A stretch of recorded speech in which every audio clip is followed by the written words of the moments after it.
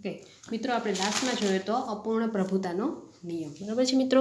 હવે આજે જોઈએ આપણે તો કે ત્રણેય પ્રભુતા અપૂર્ણ પ્રભુતા થયું અને આજે ભણશું આપણે સહપ્રભાવિતા। તો પહેલાં તો ત્રણેય વચ્ચે ડિફરન્સ જોઈએ, તફાવત જોઈએ તો કે પહેલું પ્રભુતા F1 સંતતિ પિતૃમાંથી એક જ લક્ષણ ધરાવે તે પ્રભુતા બરાબર છે। હવે અપૂર્ણ પ્રભુતા એટલે F1 સંતતિ પિતૃના લક્ષણનું મિશ્ર લક્ષણ, બેયનું મિશ્ર હોય। પિતૃના લક્ષણોનું આપણે ગુલાબવાળું જોયું હતું એક્ઝામ્પલ બરાબર,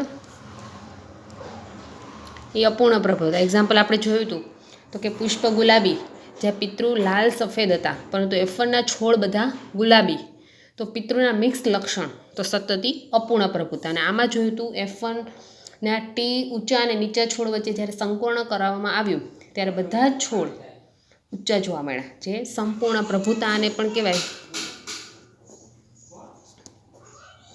સંપૂર્ણ પ્રભુતા પણ કહેવાય અથવા પ્રભુતા પણ કહી શકે બરાબર છે। હવે ત્રીજું છે સહપ્રભાવિતા। હવે એમાં F1 સંતતિ બંને પિતૃના લક્ષણો સાથે જોવા મળે, બંનેના લક્ષણો સાથે જોવા મળે, એનો મતલબ બંને લક્ષણો ધરાવે, એને કહેશું સહપ્રભાવિતા। આ એક આનુવંશિકતાનું લક્ષણ છે કે જે પિતૃના બંને લક્ષણો ઉતરી આવે છે બરાબર, બંનેના લક્ષણો ઉતરવું। એક્ઝામ્પલ લઈએ તો એક કોઈ ગાય છે, એક બળદ છે, ગાયની રૂવાટી સફેદ છે અને બળદની રૂવાટી ભૂખરી છે। હવે આ બેયનું જ્યારે સંકરણ કરવામાં આવે ત્યારે જે સંતતિ છે તે બંને રંગની જોવા મળે, બંને રંગની એટલે કે સફેદ અને ભૂખરા બંને રંગની રૂવાટી ધરાવતી હોય, તો આને કહેશું મીન્સ F1માં બંને પ્રકારના લક્ષણો એક સાથે જોવા મળે, જે F1 સંતતિમયની એની અંદર લક્ષણો બંને એક સાથે જોવા મળે, એને કહેશું સહપ્રભાવિતા। હવે આપણે ટેક્સ્ટ બુક પ્રમાણે સહપ્રભાવિતા ડીપમાં સમજીએ બરાબર છે। તો તમને ટેક્સ્ટ બુકમાં એક્ઝામ્પલ આપ્યું છે સહપ્રભાવિતાનું, તો કે એમાં ABO રુધિર જૂથ, આપણે ABO રુધિર જૂથ જે 11thમાં જોયું છે, લાસ્ટ બોર્ડની એક્ઝામમાં પણ આ ટૂંકનોટ પૂછી હતી 2 માર્ક્સમાં, 11thમાં પણ આપણે રિકવર કરી છે। હવે ABO રુધિર જૂથ એટલે કે જેમાં A, B, O અને AB રુધિર જૂથ। હવે રુધિર જૂથ કોને કહેવાય તો કે રક્તકણ RBC ના સપાટી પર કયા એન્ટીજન જોવા મળે છે, એટલે કે RBC છે એની સપાટી પર કયા એન્ટીજન જોવા મળે તેના આધારે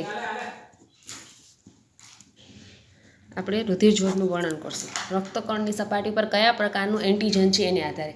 હવે એન્ટીજનની વાત આવી તો એન્ટીજન કોને કહેવાય, જો પહેલાં જોઈએ તો કે એન્ટીજન શું છે, તો પહેલાં એક્ઝામ્પલ જોઈએ।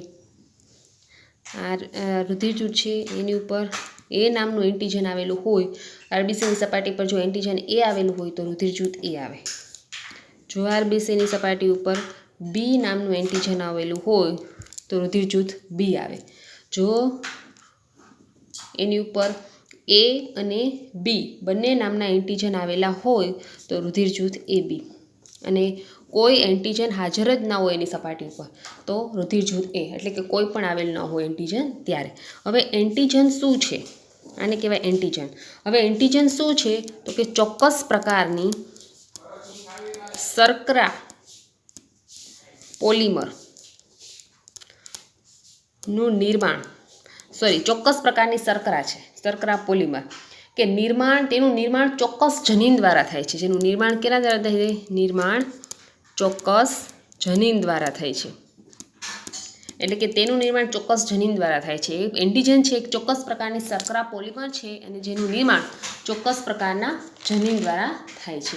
હવે એ શર્કરા છે, આપણે એ શર્કરા શા માટે કીધું, બી શર્કરા શા માટે કીધું, તો જોઈએ તો કે એ અને બી બંને શર્કરા જ છે, પણ એન્ટિજન એ છે અને એન્ટિજન બી અને એ બી છે એના રુધિર જથ્થમાં થોડું બંધારણમાં થોડુંક અલગ છે.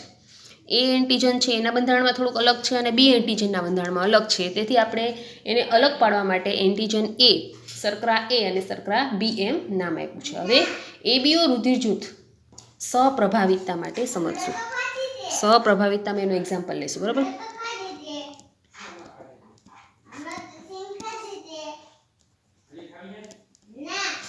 બરાબર, એક્ઝામ્પલ આપણે જોઈએ તો કે શા માટે રુધિર જૂથ સહપ્રભાવિતનું એક્ઝામ્પલ છે શા માટે, તો આપણે જોઈએ તો કે જનીન આઈ એક એ રક્તકણની આઈ કેપિટલ આઈ, જનીન આઈ એ રક્તકણની સપાટી પર આવેલ શર્કરા પોલિમરના નિર્માણ માટે જવાબદાર છે.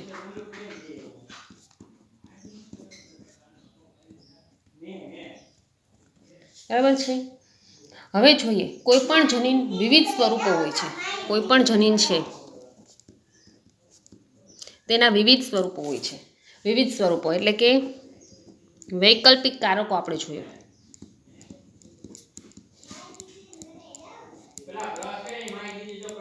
તો કે જનીન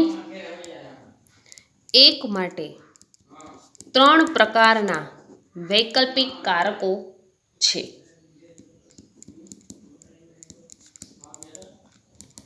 આ વૈકલ્પિક કારકો કયા, જેને કહેશું આપણે એલેલ્સ. બરાબર. હવે જનીન એકના વૈકલ્પિક કારકો તો કે 3 કયા છે,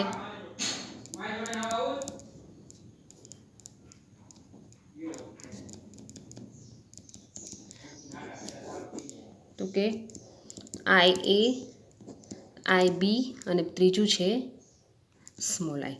જેમાં આઈ એ છે એને યાદ રાખો મિત્ર, આને ક્યારેય પણ આઈ એ ન લખાય, આમ જ લખવાનું. આ બંને છે એ પ્રભાવી વૈકલ્પિક કારક છે અને આર છે એ પ્રચ્છન્ન છે, પ્રચ્છન્ન વૈકલ્પિક કારક છે. બરાબર છે. 3 પ્રકારના વૈકલ્પિક કારકો છે, આઈ એ, આઈ બી અને સ્મોલ આઈ. આઈ એ અને આઈ બી એ પ્રભાવી વૈકલ્પિક કારક છે અને આઈ એ પ્રચ્છન્ન વૈકલ્પિક કારક છે. બરાબર છે મિત્રો. હવે જોઈએ આગળ તો કે હવે ખ્યાલ આવ્યો તમને કે કેપિટલ પ્રભાવી છે અને આપણે લખ્યું સ્મોલ એ પ્રચ્છન્ન માટે વપરાય છે. હવે ડિટેલમાં સ્ટડી કરીએ તો સામાન્ય રીતે જનીન આઈ છે એના વૈકલ્પિક કારક મેં તમને કીધું તો કે એક આઈ એ, બીજું આઈ બી અને ત્રીજું આઈ.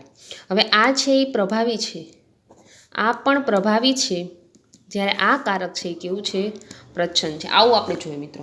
હવે જોઈએ તો કે પ્રભાવી આઈ એ એમાં શું હશે, તો કે ચોક્કસ પ્રકારની શર્કરા એનું નિર્માણ કરતી હશે.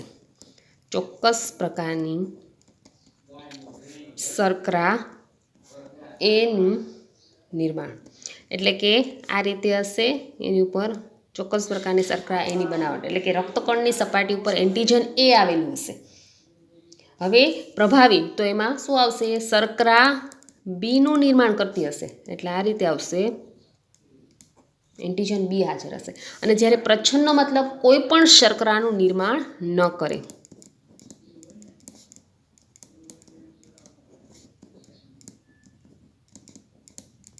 બરાબર છે મિત્રો. આ રીતે હવે એક જનીન માટે 3 કારક છે. આ એક જનીન એના માટે 3 કારક છે. એક જનીન એની માટે કેટલા છે, 3 કારક. હવે આગળ તો મેન્ડલ માટે 1 હતા. આપણે મેન્ડલના પ્રયોગ જોયા, એની માટે એક જનીન માટે 2 હતા. હવે આમાં એક જનીન માટે 3 વૈકલ્પિક કારક છે. આપણે આગળ જોયું ને મેન્ડલ માટે. મેન્ડલમાં શું હતું તો કે 1 માટે 2 હતા. આ રીતે જે ઊંચાઈ અને નીચાઈ માટે જવાબદાર હતા. બરાબર. એમાંથી ઊંચાઈ છોડ જે પ્રભાવી હતું એ લક્ષણ જોવા મળ્યા. જ્યારે આમાં એકની માટે 3 જવાબદાર છે, 3 કારકો જવાબદાર છે. અહીં 3 કારકો છે. બરાબર છે.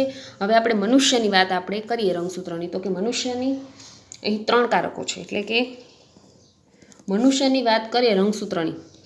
મનુષ્યમાં રંગસૂત્ર હંમેશા યાદ રાખો મિત્રો દ્વિકીય સ્વરૂપે આવેલા હોય છે. એટલે કે આ રીતે છે.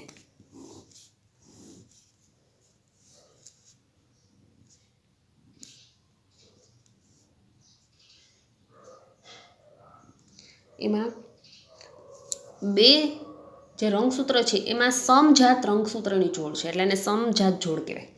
સમજાત શા માટે કીધું છે? તો કે તેની લંબાઈ અને સેન્ટ્રોમિયર અને જનીનનું સ્થાન ચોક્કસ છે. એટલા માટે આ બંને રંગસૂત્રને કેવા કીધું? સમજાત રંગસૂત્રની જોડ અથવા સમજાત જોડ પણ કહી શકો. બરાબર છે. શા માટે? કેમ કે લંબાઈ અને સેન્ટ્રોમિયર અને જનીનનું સ્થાન ચોક્કસ હોય છે. હવે એક્ઝામ્પલ આની ઉપર IA આને આપણે કહીશું IB નામ આપીએ. આપણે એક મનુષ્યની વાતમાં કરીએ તો કે 3 કારકોમાંથી 2 જ કારકો હાજર હોય છે મનુષ્યમાં.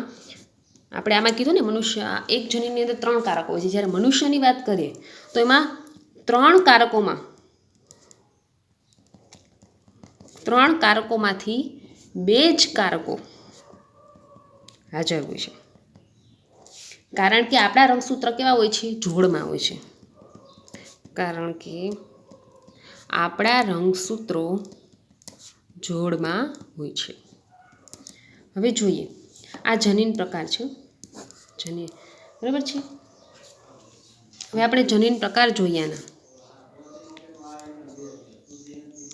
તો પહેલું, જો બંને પર IA અને IA આ બંને ઉપર IL આવેલા હોય પહેલું પ્રકાર. બીજો, જો એક ઉપર IA અને બીજી ઉપર IB. ત્રીજું, જો બંને ઉપર IB આવેલા હોય. ચોથું, જો બંને ઉપર II આવેલા હોય. પાંચમું, જો એક ઉપર IA બીજા ઉપર I આવેલું હોય. છઠ્ઠું, એક ઉપર IB અને એના બીજા ઉપર I આવેલા હોય છે. આ ટોટલ 6 જનીન પ્રકાર છે કે જે આવેલા હોય છે. જો પહેલા ઉપર આ બંને ઉપર સમજાત રંગસૂત્રો છે, બંને ઉપર IA આવેલા હોય, એક ઉપર IA અને એક ઉપર IB આવેલા હોય, બંને ઉપર IB આવેલા હોય, બંને ઉપર કાં તો પ્રચ્છન્ન જનીન II આવેલા હોય છે, કાં તો એક પ્રભાવી એક પ્રચ્છન્ન હોય, કાં તો એક પ્રભાવી એક પ્રચ્છન્ન હોય. જો આવી રીતે ઉપર પ્રમાણે હવે આપણે બધું સમજીએ તો કે હવે જનીન પ્રકારને આધારે રુધિર જૂથની ગણતરી કરીએ. આ જનીન પ્રકાર છે તો એની આધારે આપણે રુધિર જૂથની વાત કરીએ. રુધિર જૂથ એટલે કે સ્વરૂપ પ્રકાર. જુઓ, જો RBC ઉપર બ્લડની ઉપર IA નામની શર્કરા હાજર હોય તો આપણે કહીએ છીએ બ્લડ ગ્રુપ કયું આવશે? A. એટલે કે રક્તકણની સપાટી ઉપર જો A આવેલું હોય બંને ઉપર AA તો બ્લડ ગ્રુપ A. હવે રક્તકણની સપાટી ઉપર બંને પ્રકારના એન્ટીજન હાજર હશે એટલે કે આ રીતે તો કયું રુધિર આવશે? AB. આમાં આમ આવશે. પછી બંને B આવેલું હશે, બંને શર્કરા Bનું જ નિર્માણ કરે. 2 આવેલા છે પણ બંને તો B. હવે બંને ઉપર પ્રચ્છન્ન નો શર્કરા, કોઈ શર્કરા જ હાજર નથી, કોઈ એન્ટીજન જ હાજર નથી તો રુધિર જૂથ મેં તમને કીધું છે એટલે કોઈ શર્કરા જ હાજર ન હોય. બરાબર. હવે IA, જો IA શર્કરા એક શર્કરા IA આવેલી હોય છે અને બીજી શર્કરા કોઈ સુગર હાજર જ નથી તો બ્લડ ગ્રુપ A. એવી રીતે એક એન્ટીજન B હાજર હોય અને બીજામાં કોઈ હાજર જ નથી, પ્રચ્છન્ન છે એટલા માટે તો રુધિર જૂથ B. બરાબર. ટોટલ 6 પ્રકારના જનીન પ્રકાર અને સામે રુધિર જૂથ 4 પ્રકારના. કયા 4? તો કે A, B, AB અને O. બરાબર છે. ટોટલ 6 જનીન પ્રકાર સામે રુધિર જૂથ 4 છે. 6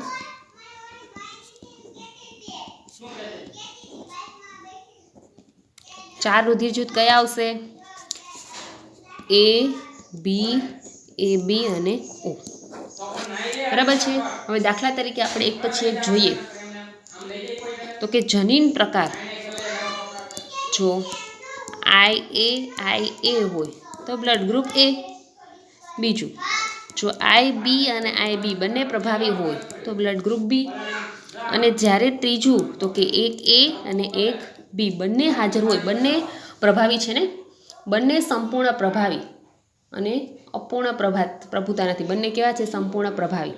એટલે એક અલગ બ્લડ ગ્રુપ આવશે, જે બ્લડ ગ્રુપ આવશે એ બી. બરાબર, એ બી બંને હાજર છે.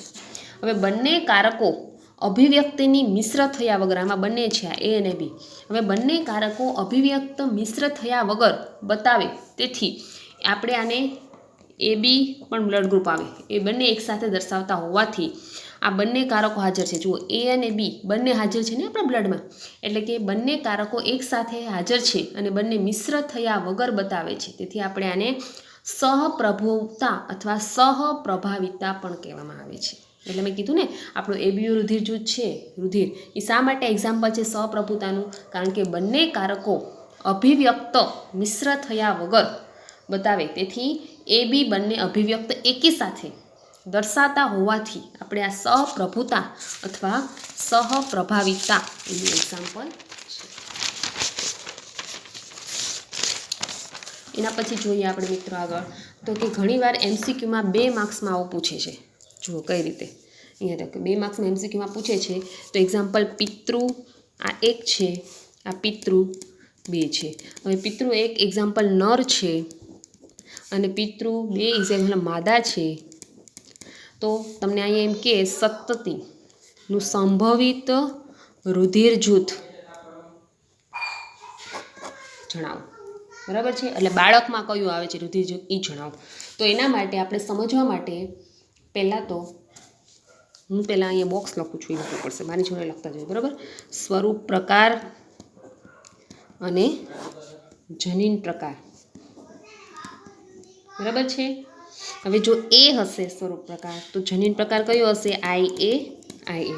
જો બી હશે, કાં તો એ બી હશે ને કાં તો ઓ. બરાબર, 4 હશે. તો આની ઉપર શું હાજર હશે? તો કે IB.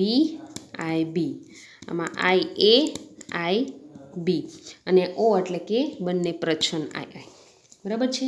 હવે જનીન પ્રકાર આમાં કયા હશે? કાં તો IA હાજર હશે, અથવા તમે I પણ કહી શકો, IA હાજર હશે, અથવા IA અને I હાજર હશે, અને આમાં અથવા IB અને પ્રચ્છન્ન જનીન I હાજર હશે. હવે આના જન્યુઓ લખીએ તો કે જન્યુઓ કયા કયા હશે? તો કે જન્યુઓ IA અને I હશે. આમાં જન્યુઓ IB અને I હશે. આમાં જન્યુઓ કયા હશે? IA અને IB, અને આમાં જન્યુઓ I એટલે કે I હાજર હશે. બરાબર છે, આટલું હાજર છે. હવે આનો મતલબ શું છે? 50% બંને 50-50% છે. 50% બી છે, 50% આ બી છે. હવે આ બે કેવા છે? સમજન્યુ. આ કેવા છે? વિષમજન્યુ. આ પણ સમજન્યુ છે, આ વિષમજન્યુ છે, આ પણ વિષમજન્યુ છે. બરાબર છે. હવે એ કયો તો પોસિબલ જન્યુ I અને I. જો બી કયો તો પોસિબલ જન્યુ IB અને I. એ બી કયો તો પોસિબલ જન્યુ IA IB અને ઓ કયો તો પોસિબલ પ્રચ્છન્ન I. આમ પિતૃને આધારે કયા જન્યુઓ આવે તે પ્રમાણે આપણે બોનેટ પૂરું કરી બાળકના રુધિર જૂથ ઓળખી શકીએ. હવે બોનેટ આપણે કરીએ તો આનું બોનેટ આપણે લખીએ અહીંયા.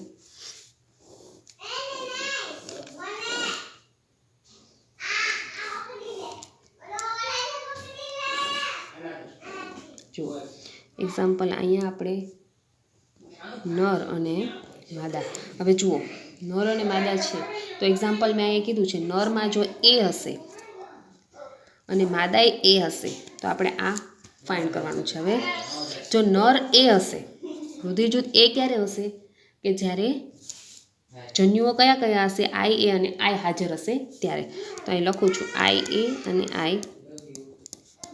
હવે IA થશે, એવી રીતે IA ક્રોસ I એટલે IA I થશે, અને આમાં થશે IA I અને I. જુઓ મિત્રો, હવે જ્યારે IA I હશે ત્યારે રુધિર જૂથ આવશે A.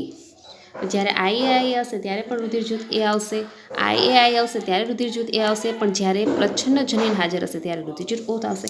તો કયા કયા રુધિર જૂથ આવ્યા? તો કે A અને O. તો બાળકમાં કયા કયા સંભવિત રુધિર જૂથ છે? કાં તો A હશે ને કાં તો O હશે. બરાબર છે. હવે એવું એક્ઝામ્પલ બીજું લઈએ તો કે પિતૃ 1 છે અને અહીંયા પિતૃ બે છે. હવે પિતૃ એકમાં એ રુધિર જૂથ છે, આમાં બી છે, તો આપણે ફાઇન્ડ કરવાનું છે સંભવિત રુધિર જૂથ કોનામાં? સતતીમાં. બરાબર છે. તો આપણે આગળ કર્યું એ રીતે જ ફરી આપણે જન્યુઓ લખી નાખીએ. અહીં લખી દઉં છું જન્યુ. એ હશે તો જન્યુઓ IA અને I હશે, બી હશે તો IB અને I હશે, AB હશે તો IA અને IB હશે, અને O હશે તો જ્યારે પ્રચ્છન્ન. આટલું યાદ રાખો પહેલાં. હવે જોઈએ આપણે બોનેટ કમ્પ્લીટ કરીએ. બરાબર છે.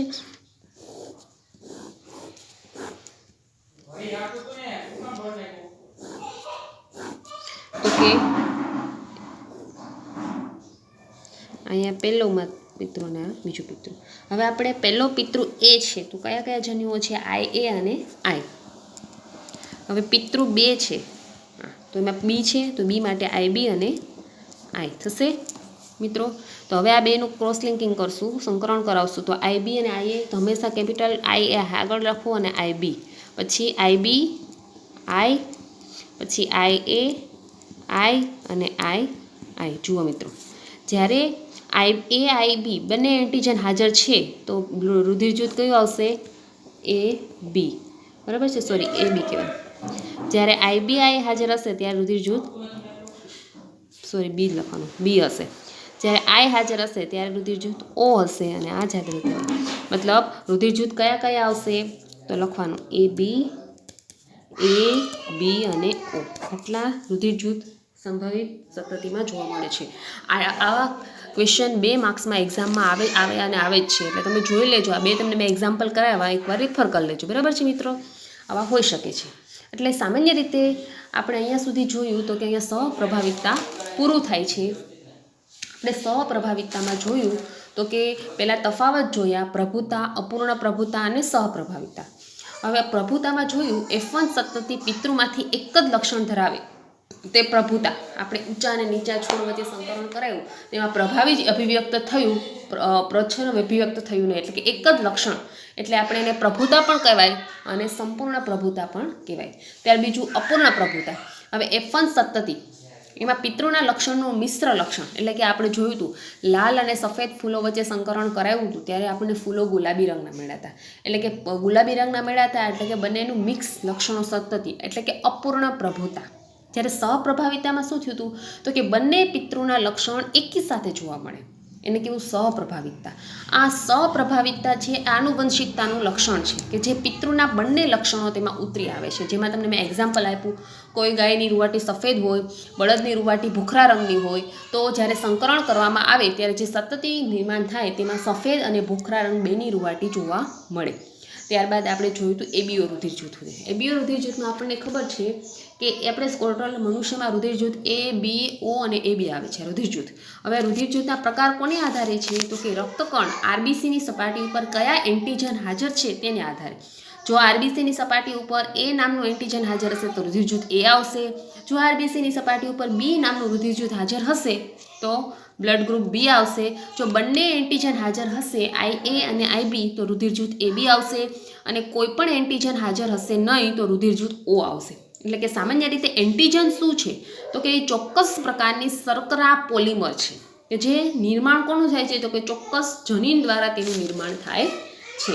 ત્યારબાદ હવે આ એક્ઝામ્પલ શા માટે આપણો એબીઓ રુધિર જૂથ છે એ સહપ્રભાવિતોનો એક્ઝામ્પલ શા માટે છે તો કે એના માટે કોઈ એક જનીન જવાબદાર છે. જનીન I એ રક્તકણની સપાટી પર આવેલ છે, એટલે કે જે શર્કરા પોલિમરના નિર્માણ માટે. મેં કીધું ને એન્ટીજન શું છે તો એક પ્રકારનું શર્કરા પોલિમર છે. હવે શર્કરા પોલિમરનું નિર્માણ કોણ કરે છે તો કે જનીન I પ્રકારનું એ રક્તકણની સપાટી પર આવેલ છે જે શર્કરા પોલિમરના નિર્માણ માટે જવાબદાર છે. હવે જનીન એક છે તેના વૈકલ્પિક કારકો છે 3 પ્રકારના.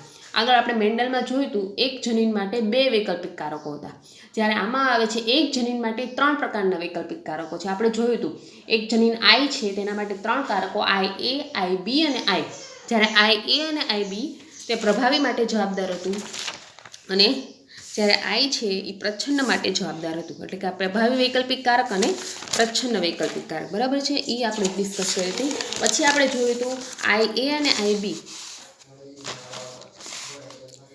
મનુષ્યના રંગસૂત્ર હંમેશા દ્વિકીય સ્વરૂપે હોય છે. શા માટે દ્વિકીય સ્વરૂપે હોય છે? કારણ કે મનુષ્યની વાત કરીએ તો જેમાં બે જોડ સમજાત રંગસૂત્રોની જોડ આવેલી હોય છે. શા માટે એને સમજાત કીધું છે? તો કે તેની લંબાઈ, સેન્ટ્રોમિયર અને જનીનનું સ્થાન ચોક્કસ હોય છે. અને મનુષ્યની વાત કરીએ તો 3 કારકોમાંથી 2 જ કારકો હાજર હોય છે. કારણ કે આપણા રંગસૂત્રો હંમેશા શેમાં હોય છે? જોડમાં હોય છે. ત્યારબાદ જોયું તો જનીન પ્રકારમાં કીધું હતું. ટોટલ 6 પ્રકારના જનીન પ્રકાર આપણે જોયા હતા. તો કે IA, IB, II, એટલે ટોટલ 6. જો IA હશે તો મતલબ એ પ્રકારનું રુધિર સ્વરૂપ પ્રકાર, એની એન્ટીજન એ હાજર હશે તો બંને પ્રકારના એન્ટીજન હાજર હશે તો રુધિર જૂથ AB. જો બંને સેમ હશે, પ્રભાવી હશે તો એન્ટીજન B. તો બંને જો પ્રચ્છન્ન હશે તો O. એક પ્રચ્છન્ન એક પ્રભાવી હશે તો જે પ્રભાવી હશે એ જ અભિવ્યક્ત થશે, પ્રચ્છન્ન અભિવ્યક્ત થશે નહીં. આમાં એવું છે તો પ્રચ્છન્ન અભિવ્યક્ત. આમ કુલ 6 પ્રકારના જનીન પ્રકાર અને 4 પ્રકારના રુધિર જૂથ છે. બરાબર છે. પછી આપણને મેં તમને 2 એક્ઝામ્પલ આપ્યા હતા જે એક્ઝામ માટે ઇમ્પોર્ટન્ટ છે, આપણે જોવાના છે. બરાબર છે મિત્રો, આ જોઈ લેજો આજે. અને પછી આપણે નેક્સ્ટ લેક્ચરમાં જોઈશું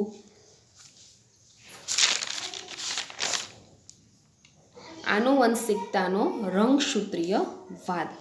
આનુવંશિકતાનો રંગસૂત્રીયવાદમાં શું છે? આપણને ખબર છે સપ્રભાવિતતા એ આનુવંશિકતાનો જ એક પ્રકાર છે. શા માટે આનુવંશિકતાનો પ્રકાર છે? કારણ કે જે સપ્રભાવિતતા છે જેમાં માતા અને પિતૃના બંનેના લક્ષણો સતતીમાં ઉતરી આવે છે, જે આપણે રુધિર જૂથ દ્વારા સમજ્યું, ABO રુધિર જૂથ દ્વારા સમજણ આપણે મેળવી છે. બરાબર છે. અહીંયા સુધી લખ્યું છે. આજનું હોમવર્ક એ જ છે કે આવા તમારે અલગ અલગ તમને આપું છું 2 એક્ઝામ્પલ હોમવર્ક આપું છું. પિતૃ 1, પિતૃ 2. જો પિતૃ એમાં B હોય અને આમાં A હોય તો સતતીમાં ઉતરી આવેલ રુધિર જૂથ. બરાબર છે. આ પહેલું તમારે આગળ આપવાનું. બરાબર.